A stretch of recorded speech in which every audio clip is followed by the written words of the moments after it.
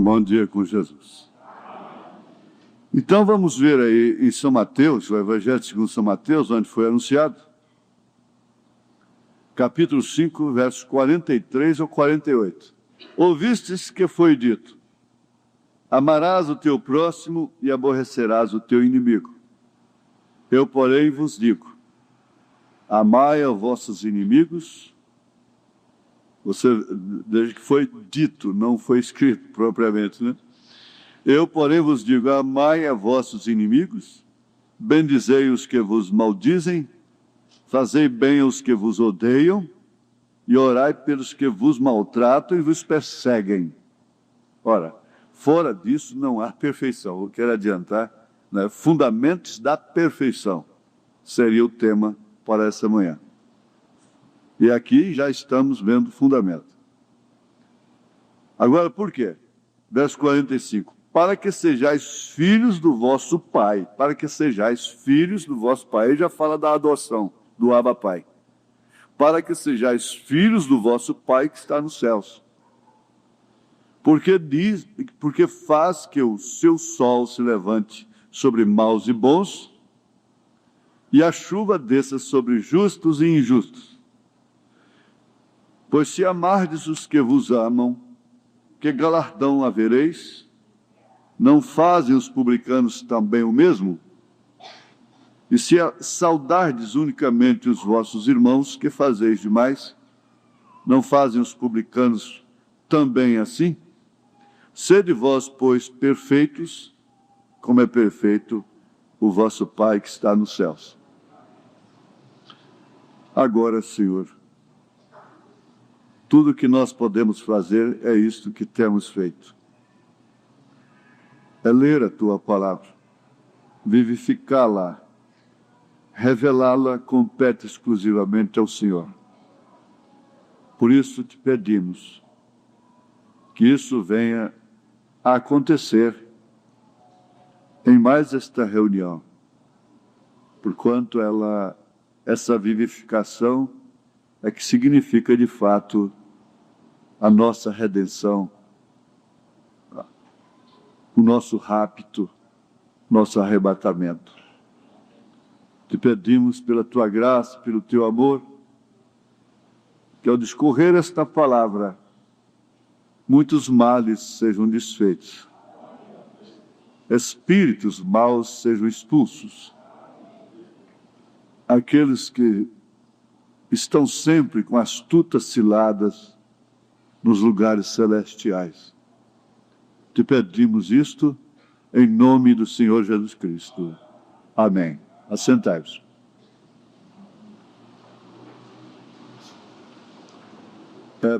Romanos capítulo 12, verso 14, Paulo disse: abençoai aos que vos perseguem. Abençoai e não amaldiçoeis. Isso, para mim, significa bater numa face e oferecer a outra, né?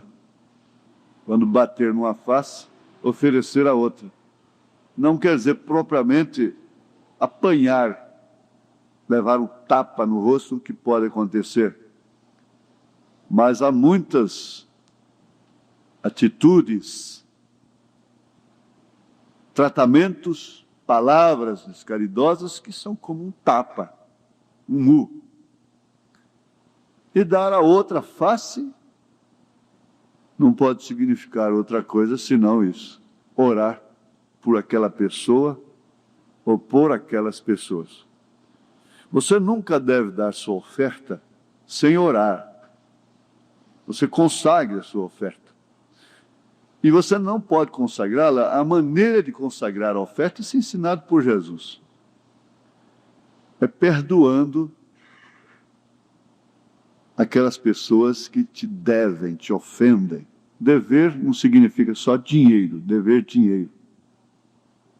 Há muitas mulheres que são credoras dos seus maridos. Seus maridos devem para elas. E há muitos maridos que são credores. E muitos deles credores incompassivos, muitas delas também. Não perdoam.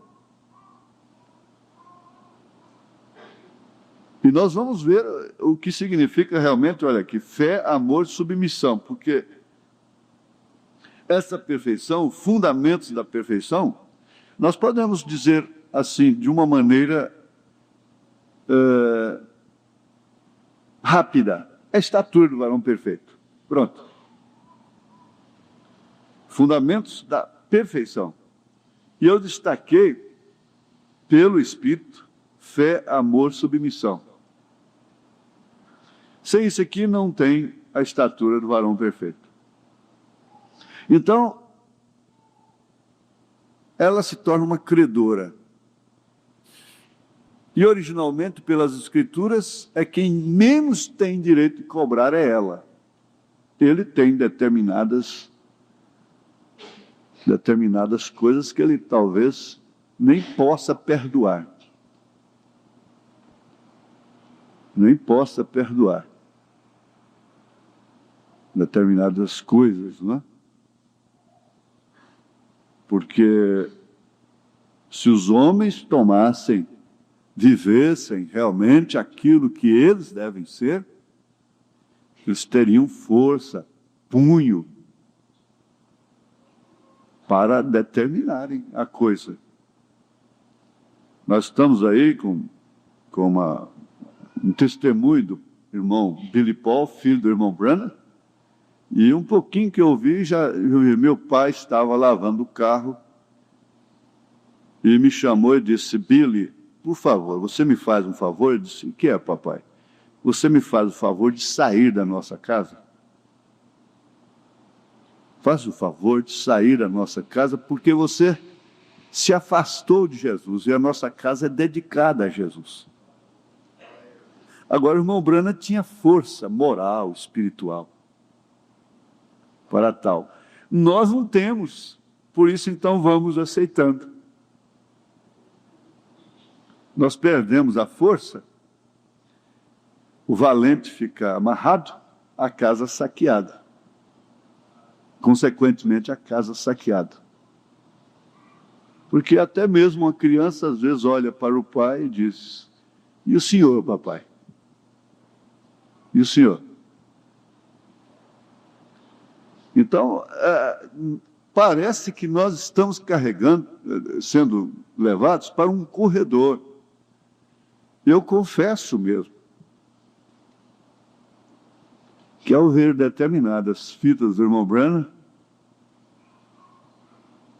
olha, eu não sumo, não desapareço, eu não provoco a minha própria morte, porque Deus me segura. Porque, que coisa terrível. Agora nós vamos ver aquela caverna que ele se escondia lá. Enquanto nós estamos fazendo recantos de descanso, ele tinha uma caverna que mal cabia ele para entrar ali. E Deus pôs lá uma mesa pela própria natureza de pedra, uma águia por cima. E lá ele passava noites. Agora, nós temos que ser consolados. Na verdade, ele era um nazireu de Deus, era um profeta maior. Mas eu falo por mim mesmo, eu deveria atingir pelo menos o mínimo. Pelo menos o mínimo. Eu não estou dizendo o máximo, ser igual a ele, que ninguém consegue ser. Mas pelo menos o mínimo.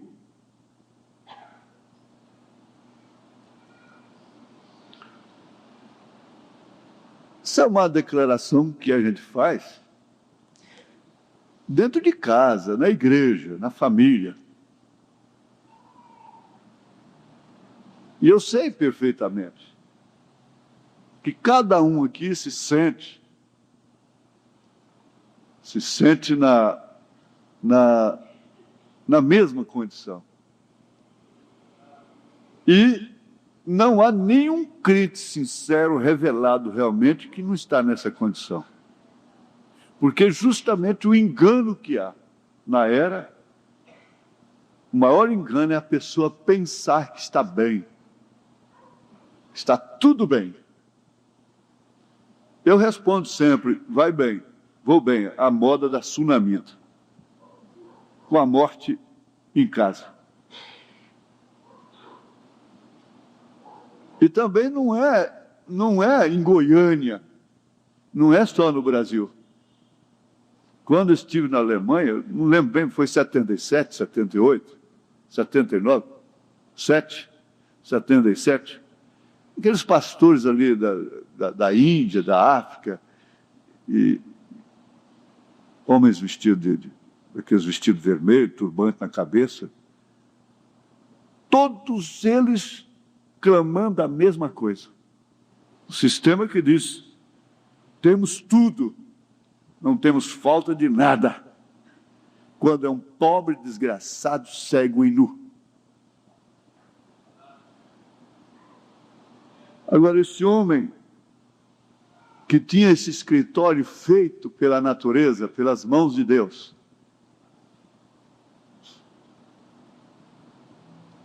lá nas brenhas de umas rochas, ainda saía diante do povo, ele tinha que dizer, eu não sou culpado disso, mas culpado no mínimo, culpado no máximo. Porque, afinal de contas, ele tinha o lado humano, o homem.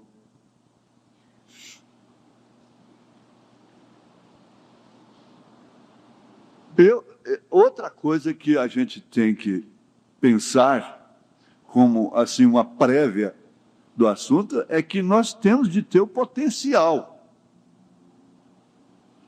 O potencial, você diz, pode dizer, Sara e Abraão não tinham esse potencial mais. Tinha acabado. Tinha sim. Tinham. Eles tinham. Especialmente depois que receberam a promessa. Eles tinham a matéria que poderia sofrer uma transformação. Então, o Espírito, você vê quando ele pega uma linha, você está sempre ouvindo aquilo, transformação, transformação. Ora, a perfeição não pode acontecer de forma alguma sem essa metamorfose. Essa palavra quer dizer transformação.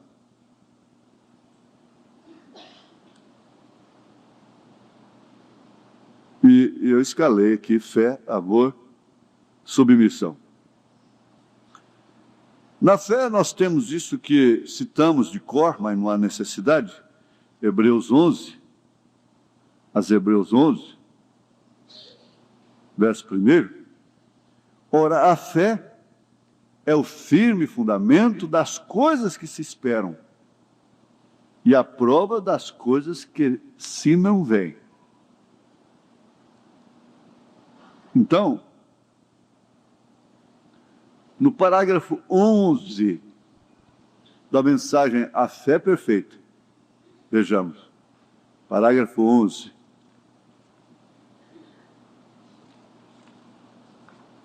Agora, bem, a fé está baseada no perdão.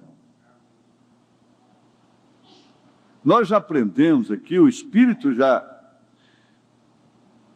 nos advertiu aqui que todas as questões entre irmãos que não são resolvidas aqui à luz da palavra, terão que ir para o Tribunal, Supremo Tribunal, que é o Trono Branco. Então, é muito claro, dá para entender de uma maneira simples. Qualquer pessoa, por mais simples que seja, entende isso. Se esta palavra não soluciona, não tira a coisa do seu coração, a cobrança do seu coração, automaticamente você está apelando para o trono branco.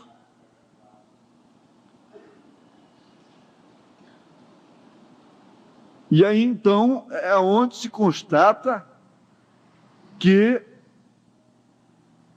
não foi no rapto, não foi no arrebatamento. Porque apelou para o trono branco. Mesmo um rei daquele disse, ou um governador, eu não sou de guardar assim, em Atos dos Apóstolos, disse, olha, bem que eu podia soltar esse homem, mas ele apelou para César, se referindo a Paulo. Bem que eu podia solucionar o problema dele aqui, mas ele apelou para lá.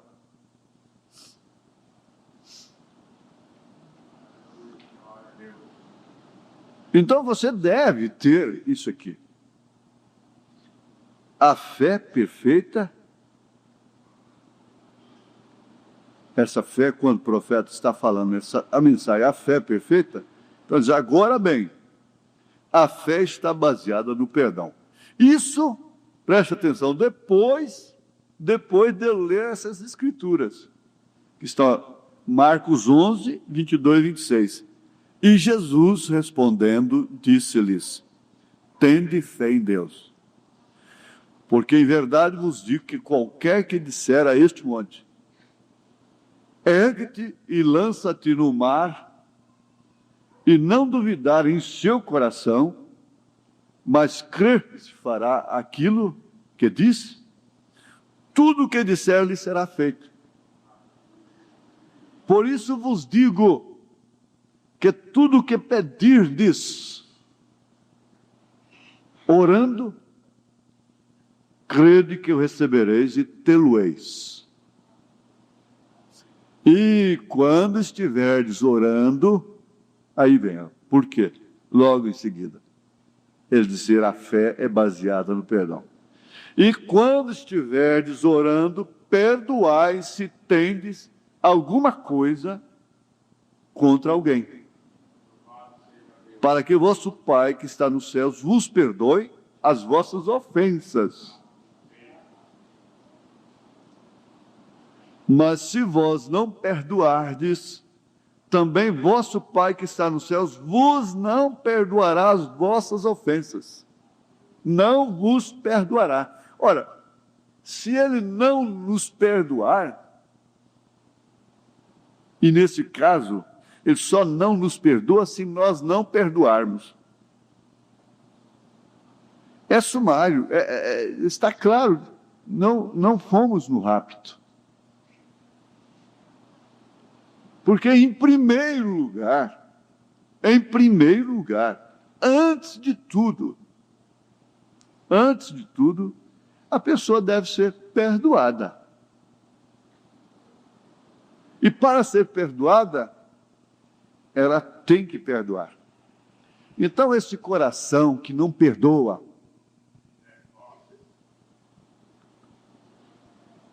que é acessível à mágoa, à raiz de amargura, ao ódio, esse coração não se torna um recipiente de fé. Sabe por quê? Nós fazemos misturas no nosso estômago. Misturas nojentas, indevidas. Se você faz uma endoscopia, olha depois, se você puder olhar, faz endoscopia sem tomar aquele remedinho para dormir, consegue. Muita gente tem só impressão. Passa aqui rápido como se você tivesse engolido um caroço de feijão, uma coisa assim. Pronto, acabou. E você vê o que é o seu estômago. E quando você então vai tomar e comer e misturar certas coisas, você vê o que está acontecendo dentro do seu estômago. Você então vê aquela coisa pipocando lá dentro, azedando lá dentro e pipocando aquilo. Feijoada com, olha, arroz, feijão, laranja, que é o cítrico, e está aqui. Depois não pode comer feijoada mais, né? Vai vomitar, ainda joga a pretinha dentro para misturar. Eu quero fazer um trabalho disso. Eu vou dar aquela preta para um cachorro e vocês vão ver. Ele vai virar a cara. Eu vou filmar e mostrar para vocês.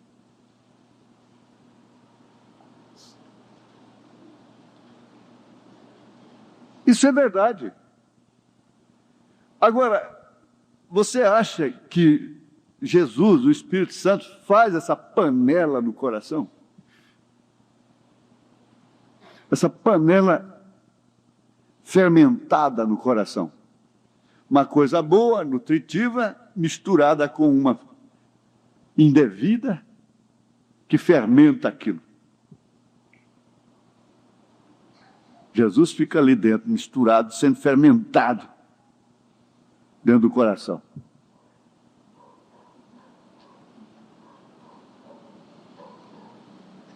O natural fala do espiritual. E tem uma coisa, não há nenhuma pessoa que possa ser feliz nessa vida se ela não é uma pessoa de coração que perdoa. Há pessoas que brigam, e falam e agem, logo aquilo passa, esquece, passa a amar mais a pessoa, a outra. Já outras não, aquilo fica lá dentro. E o Espírito Santo, diz o profeta, ele alça voo. Ele é representado pela pomba. E a pomba não tem fel, ele diz. Por isso ela não come coisas podres. Eu disse outro dia no rádio que um corvo estava alimentando a Elias. Mas tem uma coisa, aquele corvo levava sanduíche sadio, gostoso, do dia para ele. E eu disse assim, se um dia aquele corvo chegasse lá e dissesse, com sua atitude, né, disse, não, peraí, hoje eu trouxe o meu prato predileto para você, que é um pedaço de carniça aqui. Elias comeria?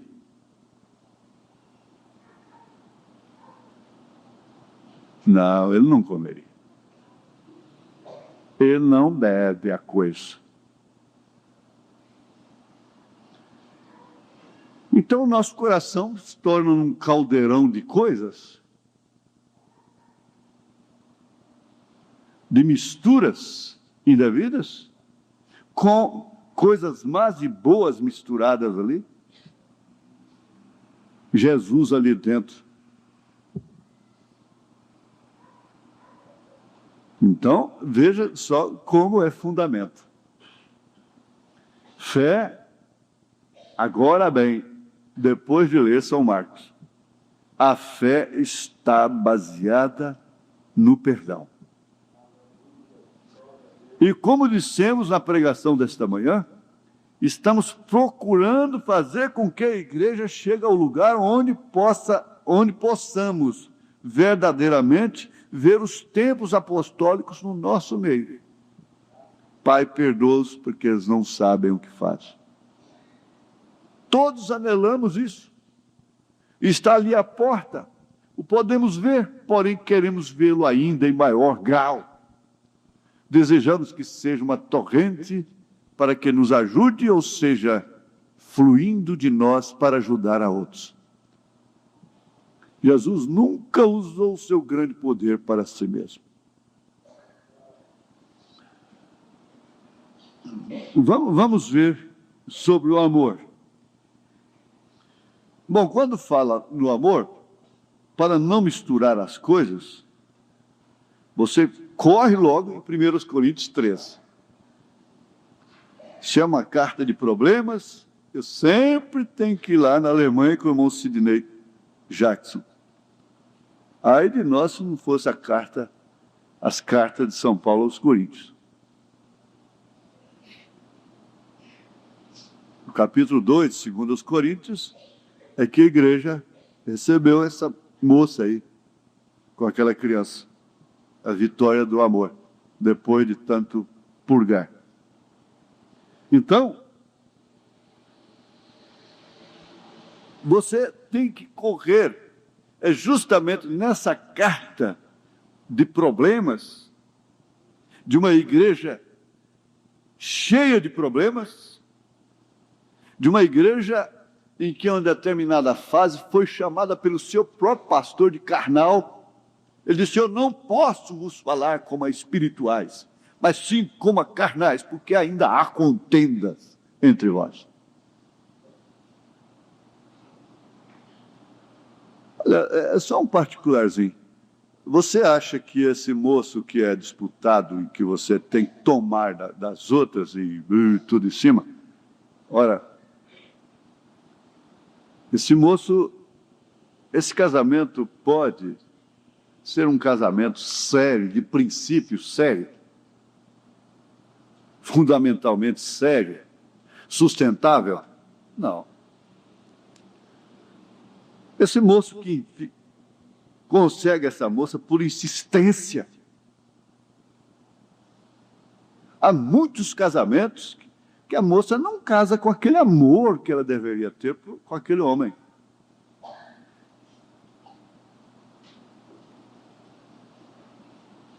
Há muitos. Por quê? Porque ele pega no pé e não larga de jeito nenhum. Ele não importa. Não mede consequências. Ele quer consegui-la. E pronto.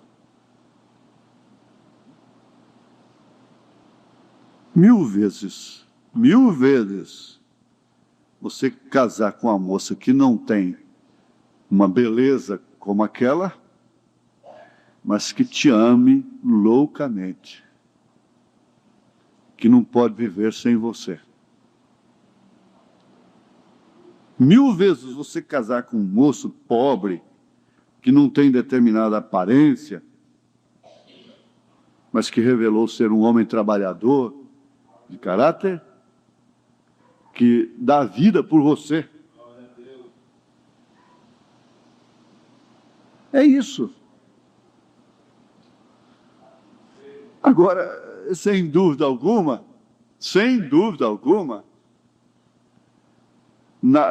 nessa faixa etária, eu estava olhando ali, quer dizer, parece que eu estou, daqui uns 30 anos, eu começo a ficar velho, porque eu tenho visto, entrando ali, senhoras já meio acabadas, assim, revelando em seus semblantes, assim, sofrimentos, e que algum tempo atrás era aquela mocinha bonita, e dando trabalho terrível, e hoje elas estão sofrendo com suas filhas aquilo que elas fizeram seus pais sofrer.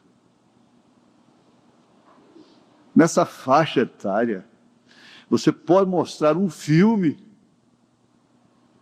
Se o pai e a mãe pudessem mostrar um filme, às vezes o pai fica doido, querendo mostrar uma coisa e não tem um meio mais clássico até, mas não consegue. A mãe quer mostrar, mas não tem jeito. Você podia mostrar um filme, dizendo: olha aí o que você vai enfrentar. Ela vai se casar de todas as maneiras.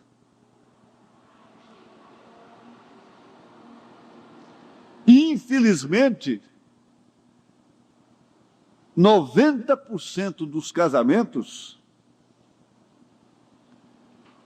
dentro de 2, 3, 4, 5 anos, são apenas suportados. Eu não estou falando de vocês, diz o profeta, não estou falando de vocês.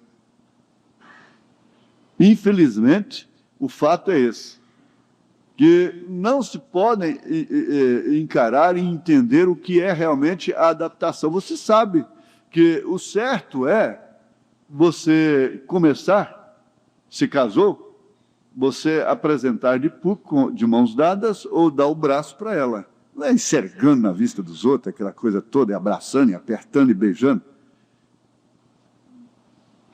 Não é porque você já casou e Você está expondo a sua própria esposa a uma cobiça. Outros homens que veem aquilo, eles sofrem determinadas coisas que você sofreria. Basta você pensar aqui que você sofreria se visse um quadro daquele.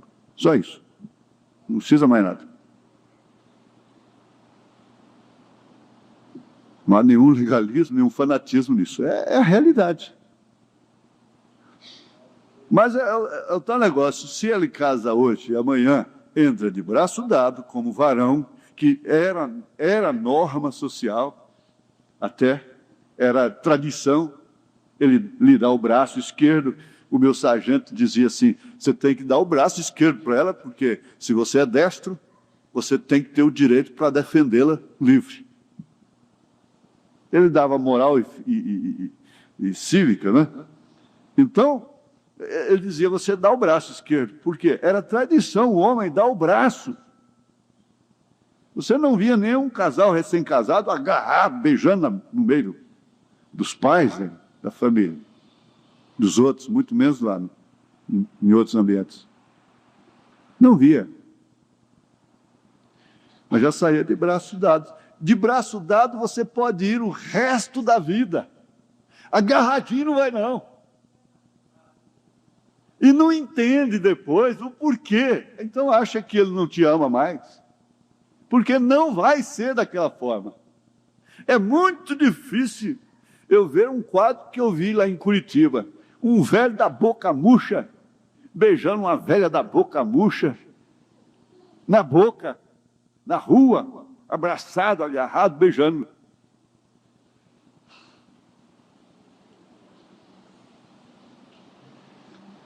É verdade, então você tem que encarar esse fato, é uma realidade. Agora, quando ele apenas quer te dar o braço, você diz: ele não me ama mais. Esfriou, meu casamento acabou. Por que não começa dentro de umas normas que podem ser sustentadas? Eu acho que o Irmão Benevides, com a irmã Luzia, foi assim. Porque até hoje eles entram de braço dado. Não é, nem de mãos dadas, porque esse casal mais novinho, né? Eles devem ter começado assim.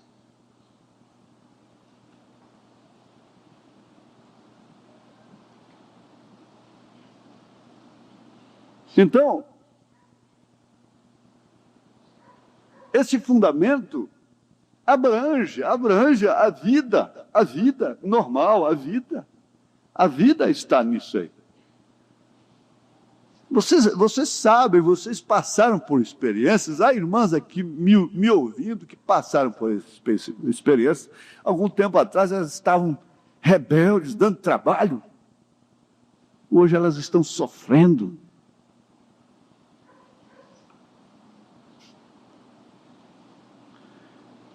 Agora, nesse fundamento, você vai para 1 Coríntios 13. Está na carta dos problemas.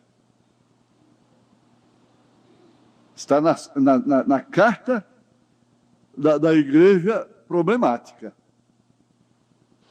Muitos há hoje que, se a igreja de Paulo fosse hoje como era de Coríntios, chamava aquilo de denominação, de igreja porca, de igreja que tem espírito de prostituição, de outras tantas coisas.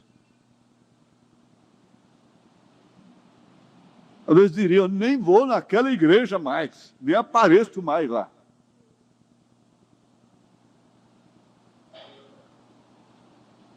Mas aqui está o 1 Coríntios 13. Quando você quer ver esse fundamento, você vai ver então que na verdade não é a fantasia. Não é o supérfluo. Não é a casca. É o interior. É o que de fato é. O amor no sentido da palavra. Então é classificado o eros, que é muito confundido com amor, que é a paixão fogosa, quente. A paixão. Depois, então, corre na veia o amor filho. Mas logo vem o amor ágape, que fala de um amor que ele é sublime. Ele faz a pirâmide. Ele liga os dois elos ao sublime, indiferentemente do que está no meio. Indiferente do envelhecimento, indiferente dos defeitos.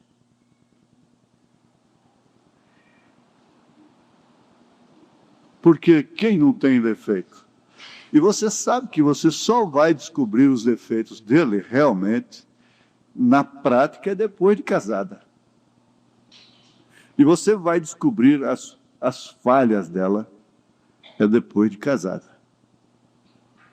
Aí você vai conviver com o que realmente ela é, com o que realmente ele é. Aí então, isso faz assim. É o ágape. Faz isso. Faz uma pirâmide. Com dois extremos. E entre isso uma massa que cheia de problemas, mas perfeitamente casada, e que sobe até a pedra de coroa. Porque esse é o único que é ágape, que permanece.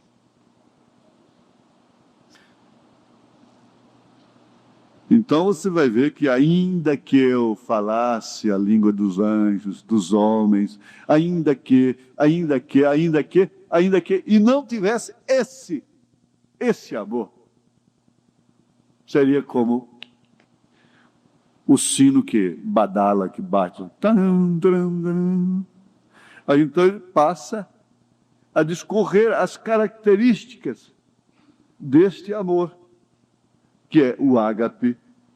Ele diz: o amor é sofredor, é benigno, não é invejoso, não trata com leviandade, não se ensoberbece, não se porta com indecência, não busca os seus interesses, não se irrita, não suspeita mal, não folga com injustiça, mas folga com a verdade. Tudo sofre, tudo crê, tudo espera, tudo suporta. Esse amor nunca, aí vai no advérbio do tempo, sem fim, nunca falha. Nunca falha.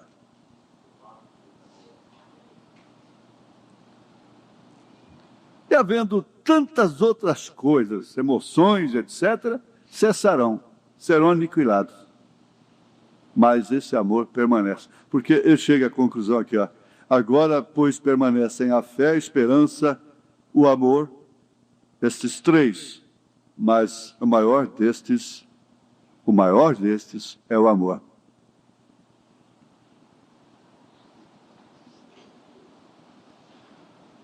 Vamos para o terceiro caso, porque você já viu que lá não tem jeito. Aqui na mensagem Veio Atento, para concluir essa sobre o amor, ele disse, não é Veio Adentro, sim. 242, eu não posso fechar assunto sobre o amor agora, não, espera aí. 242. Eu disse, vê você, se você se metesse numa discussão com ela, dizendo-lhe que você tem atuado corretamente, que poderia haver sido. Isso depois de falar daquele rapaz, daquele irmão que expulsava demônio da irmã, da sua esposa, ela era um denominacional e dava um problema terrível, e ele expulsava demônio dela. Ele disse, não faça isso, ore por ela secretamente. Daí uns dias, ele veio dizer, irmão Brana, o meu casamento foi salvo. Virou uma maravilha agora, minha casa. Então ele disse, se você se metesse numa discussão com ela, dizendo-lhe que você tem atuado corretamente, se justificando, vê você o que haveria feito? Então, somente algumas palavras amorosas que chegam ao profundo do coração. A graça para conquistar a sua própria mulher, conquistar o seu próprio marido. Isso, alguém disse, não, eu não tive graça para conquistá-lo. Irmão, ponhamos as pessoas atrás do véu, isso é correto. Querem vocês conhecer um pequeno segredo? Assim é como eu conquisto aos animais selvagens, assim conquisto a enfermidade, por amor. O amor de Deus nos constrange a fazer tal coisa. Venha, entre ao véu. O fará hoje, enquanto inclinamos nossos rostos para um momento de oração?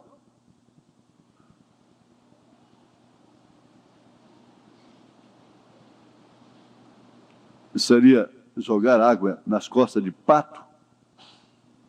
Acredito que não.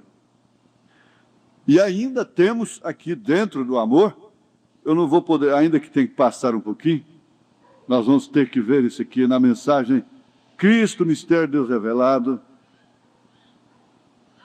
edição nossa aqui de Goiânia, é a mesma. Aquela palavra igreja que está ali no átrio, no quadro. A partir do verso 35. Sobretudo amem uns aos outros. Sobretudo, amem uns aos outros. Agora, amar não quer dizer propriamente cair dentro de uma panela de fermento.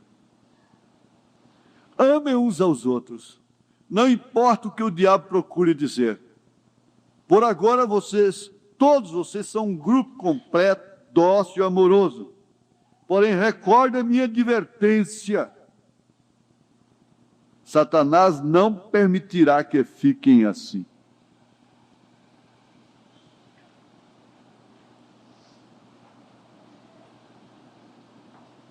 É como alguém perguntou, a hora que o senhor sair de cena, o senhor acredita que vai continuar tudo do mesmo jeito, nesse companheirismo? Não, não vai. Não vai porque são grupos.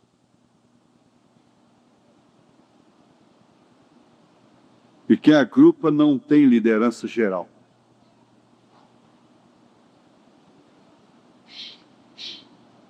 Grupinho de troca de dízimo dos dízimos, essa coisa. O líder não tem isso. Não consegue ficar. Quando o irmão Brana partiu, não foi possível. Porque cada um já era um grupo. A parte.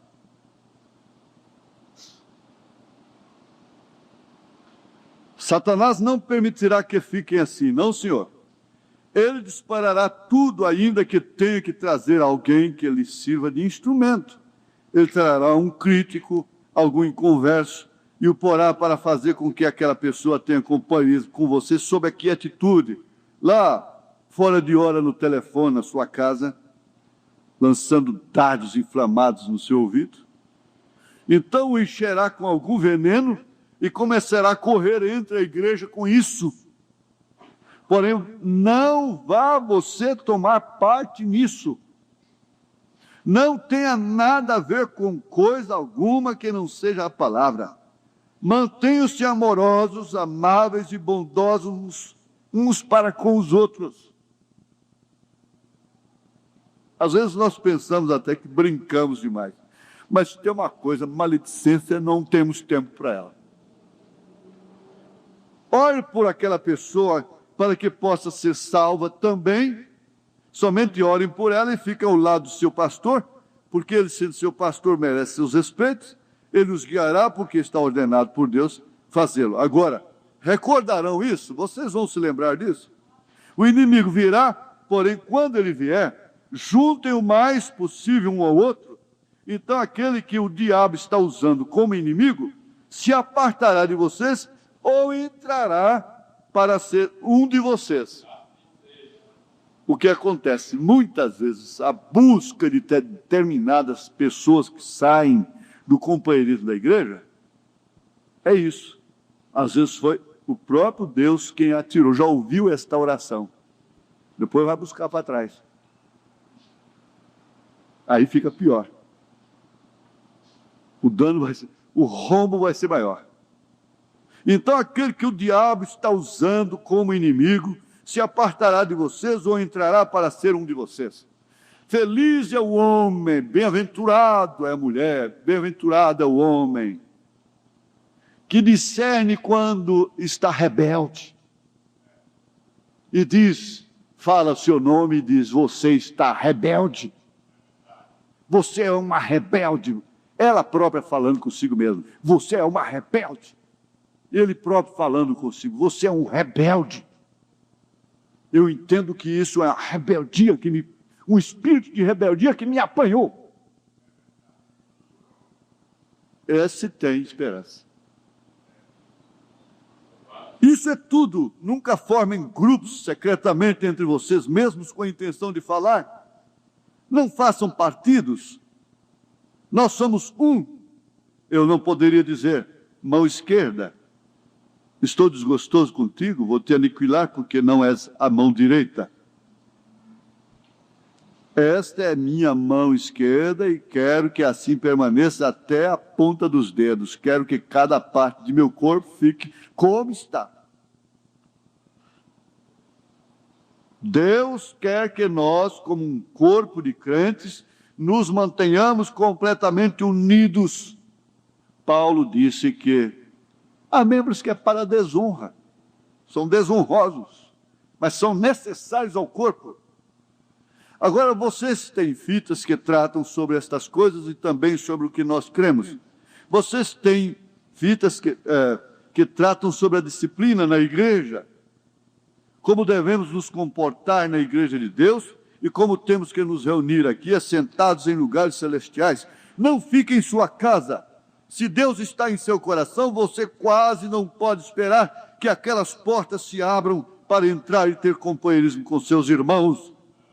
Se você não se sente assim, então lhe direi que é tempo de se pôr a orar, porque estamos nos últimos dias. Isso quer dizer, o amor esfriou. A Bíblia nos exorta que quanto mais virmos que aquele dia se aproxima, devemos amar-nos mais uns aos outros com amor cristão ou amor divino. Devemos congregar-nos em lugares celestiais em Cristo Jesus e amar-nos uns aos outros. Nisto conhecerão todos que sois meus discípulos, se vos amardes uns aos outros, disse Jesus. Isso é correto, fiquem juntos. Se você pensa que algum irmão ou irmã está um pouco errado, diga, Senhor, não permitas que eu tenha raiz de amargura em minha vida por causa do erro do irmão. Os ácidos venenosos da malícia, ciúme e ódio, em realidade tirarão o Espírito Santo de você. Se tem uma coisa que você pode perder aqui na terra, de mais valor, de mais valia, não é carro, não é casa, não é fortuna, não é herança, não é nome, não é honra, não é nada, é o Espírito Santo. Você pode ser desonrado e ser cheio do Espírito Santo, como Maria foi, Maria Madalena. Você pode ser desonrado, difamado, perder tudo e ter o Espírito Santo. Aí eu quero ver quem quer mais. Porque isso significa salvar a alma. E o que aproveita o homem ganhar o mundo inteiro, se vier perder a sua alma.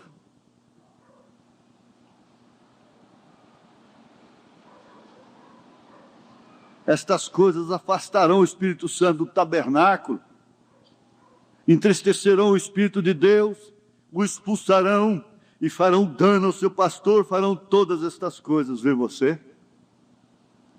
Agora ele pergunta ali como um desafio, vocês vão se recordar quando a coisa bater na sua porta? Vai se recordar disso, correr e ler isto? Nós temos que ver sobre a submissão. Me perdoe pelo tempo, porque está em cima da hora. Estamos cansados de ouvir isso. A partir do verso 22, Efésios capítulo 5. Vós, mulheres, sujeitai-vos aos vossos maridos como ao Senhor. Porque o marido é a cabeça da mulher, como também Cristo é a cabeça da igreja, sendo Ele próprio o Salvador do corpo. Olha, sabe de uma coisa? Vocês, irmãs, moças, o certo seria isso. Se você não pretende ser submissa a um homem, acate o conselho de Paulo, ali no capítulo 7 de 1 Coríntios. Ele disse: fique como eu, então, sem casar, que você vai poupar muito sofrimentos e tudo. Fique sem casar. Não te cases. Com pouco de tempo você pode entender se você tem condição ou não de ser submissa a tal pessoa. Eu não quero dizer que esse rapaz tem que ter casa já mobilada para casar. Mas você, com facilidade, vê que aquele rapaz é um rapaz determinado, que tem objetivo, que tem firmeza no trabalho, que não é leviano, que não é inconstante. Porque, na verdade, é um sofrimento quase que insuportável. E você sabe onde é que ele vai extravasar? Quando ele não dá conta do recado? É em você. Aí ele joga a culpa em você. Em grandes casos, eu vou para 33 anos agora, em março, do ano que vem, de contato com famílias. No primeiro ano, eu tive problemas. Deus me usou para soltar leite encravado de mulher que havia dado à luz e estava sofrendo terrivelmente, estancado ali, não tinha médico que soltasse aquilo. E quando eu pus a mão na cabeça dela, ela molhou tudo, a roupa. Compreende? E desse casal mesmo já começou a minha experiência. No primeiro ano. Me permita esse testemunho. Vai para 33 anos. Em março do ano que vem.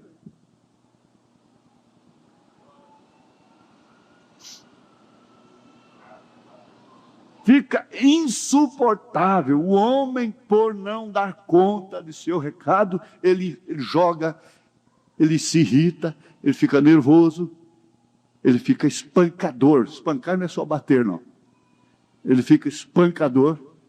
O pastor, quando ele não tem recursos na doutrina, na palavra, administração pastoral, ele espanca a igreja.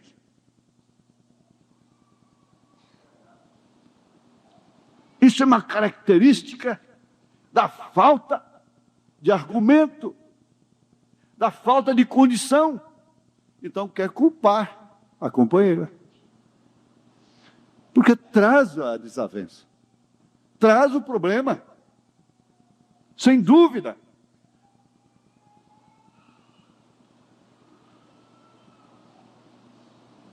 Isso é verdade. Agora, há fases, muitos ficam como um voo do pica-pau, sobe e desce, de repente firmam e vão embora. Ela foi muito equilibrada, foi uma mulher equilibrada, paciente, submissa.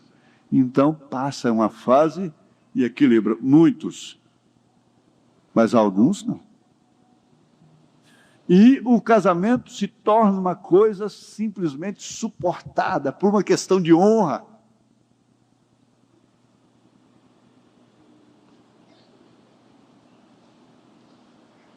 Agora, como se submeter a um homem que não tem cabeça? A um homem que simplesmente quer vender uma casa que custou lágrimas dela e dele, vender para aventurar.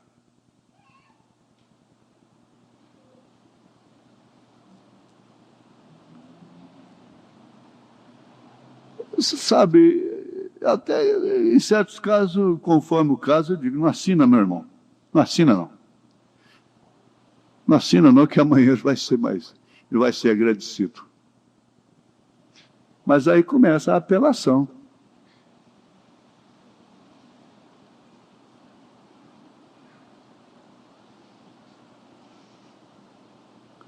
Eu sei que há muitos que estão lutando e tem essas desavenças e coisas, não tem jeito de não refletir na vida conjugal. E o que ele sofre lá no trabalho, o que ele sofre, a decepção que ele sofre lá fora, ele quer descarregar na família, ele vem descarregar na família. Ela é o para-raio. Agora, Paulo está falando de marido. Tudo por escala, tudo relativo, dentro do seu mundo, dentro do seu nível. É um barraquinho, é um rancho, mas tem o seu nível, botando o chapéu sempre onde alcança. Ele é o marido, ele é a cabeça. Não simplesmente tem que estar mostrando mensagem e procurando, forçando, por força, por violência. Mas tem uma coisa que você vai entender claramente, isso ao ser estudado. Irmão secretário, me apanha, por favor, essa mensagem, Hebreus capítulo 5, está em cima da mesa.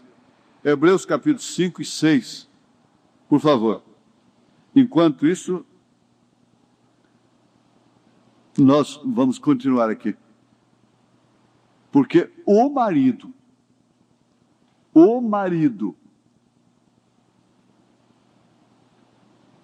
é a cabeça da mulher. Como também Cristo é a cabeça da igreja, sendo ele próprio salvador do corpo. Ele é cabeça para salvar o corpo. Não é para pisar no corpo. Não é para fazer dela um tapete, diz o irmão Branco, um capacho. Ele não é o machão que chega em casa e todo mundo treme. Não é isso?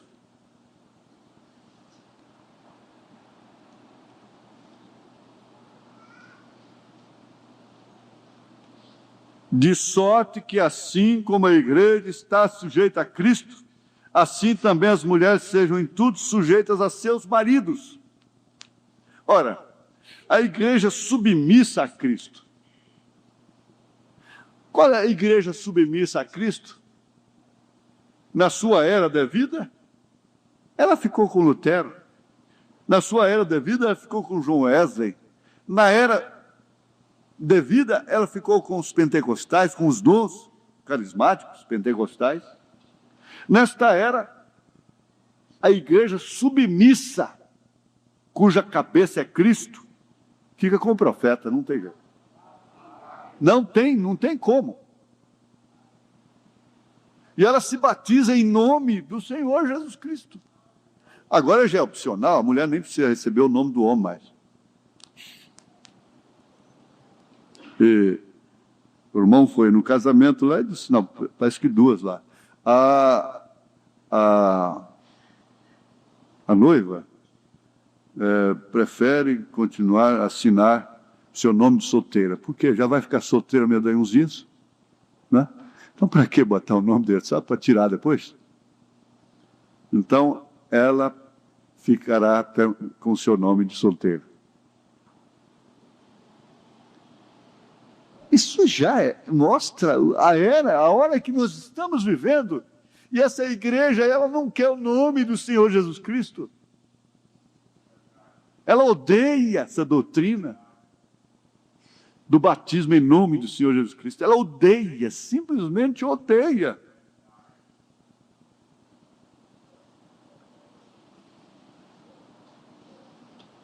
Aqui no parágrafo 92 da mensagem Hebreus, capítulos 5 e 6. Parágrafo 92. Agora, ele partiu e o Espírito Santo vem aquilo que é através da sua morte. Ele pudesse aperfeiçoar a igreja e colocar a igreja submissa. Sem submissão não há perfeição.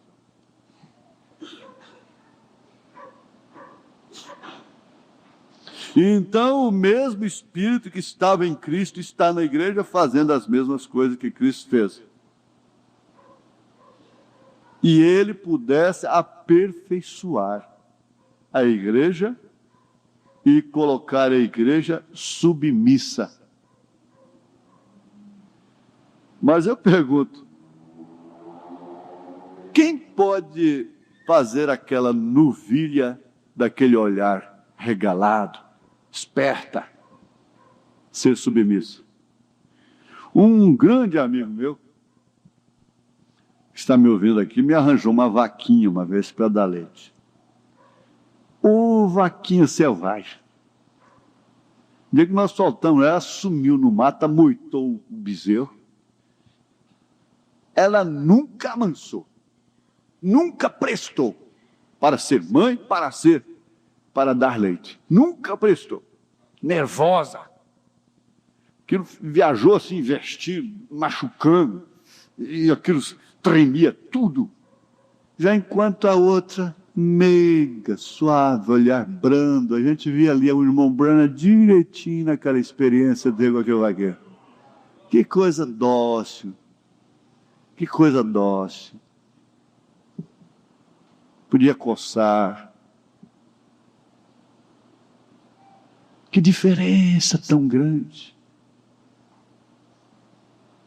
Quem que vai fazer? Você tem que olhar isso. Depois eu ponho ela no lugar. Você põe nada. Depois eu ponho ele. Eu conserto ele. Conserta não. Pode sentar o porrete, todo jeito. Aquela vaca apanhou, aquela vaca ganhou sal, aquela vaca ganhou milho, aquela vaca ganhou tudo. Foi dos dois lados. Tudo que podia fazer, mas nunca prestou. Como mãe, nem como leiteira.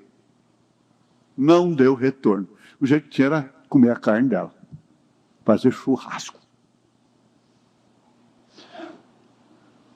A novilha selvagem nunca será submissa.